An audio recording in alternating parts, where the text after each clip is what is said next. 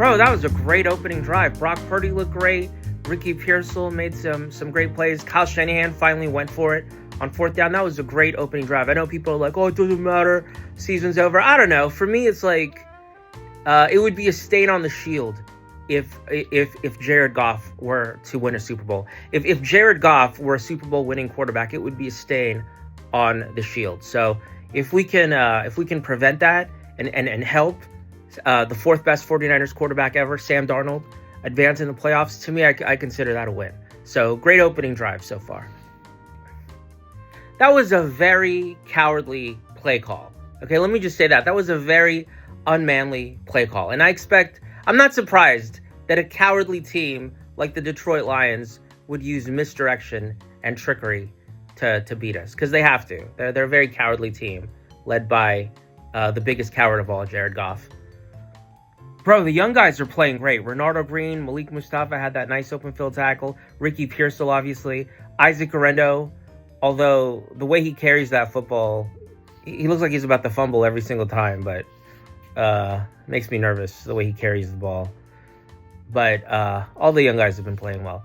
Dude, is Nick Bosa injured again? I'm not saying it's a legitimate injury. He got hit hard, for sure. But he's injured all the time. Nick Bosa is essentially the Hawk Tua coin. He's the Hawk Tua coin. He's $120 million down the drain. $120 million for Leonard Floyd level production from Nick Bosa. It's imagine if we had traded him for a boatload of picks, what we would have gotten. Like, you see the way Renardo Green and all these guys are performing. Imagine if we had a bunch of first and second round picks for Nick Bosa. This is what I've been telling you guys, win or lose, no matter what happens the rest of this game.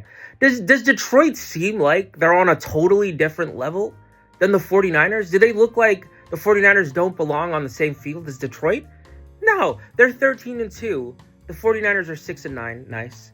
The 49ers are 6-9. But there isn't really that gap between the two teams. First of all, we have the worst kicker that has ever lived. That's number one. We have the worst kicker alive. I don't think that's an exaggeration. Like, name a worse kicker than Jake Moody. We have literally the worst kicker in the known universe. In the universe as we know it. As far as we know, Jake Moody is the worst kicker in the entire universe, okay? He's directly responsible for 4, maybe 5 losses. So the 49ers really should be, like, have 10 wins or 11 wins.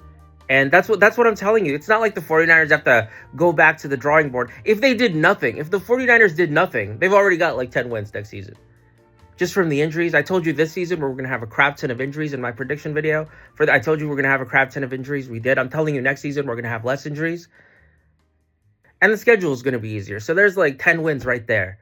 Doing nothing. Improving nothing. We already have 10 wins. You have a nice draft. You could win as much as 13 games this season. The 49ers are not that much worse than, one of the best teams in football.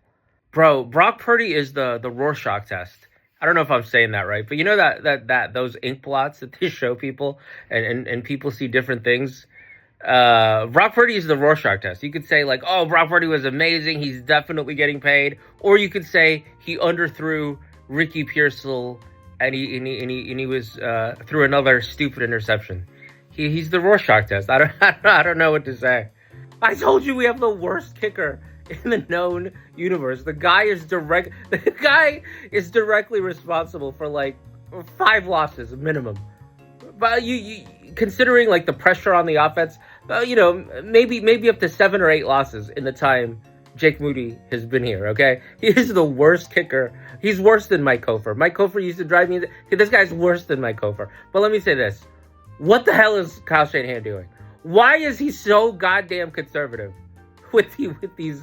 Like, do you understand? It doesn't make sense. Analytically, it doesn't make sense to go for field goals when your field goal kicker sucks so bad. It doesn't make any sense. Okay? If you had prime Adam Vinatieri, I would understand. If you had Robbie Gould, if you had like 40-year-old Robbie Gould, even then I would understand. You have the worst kicker in the known universe. What the hell are you doing in a game that doesn't even count? What the hell are you? I can't.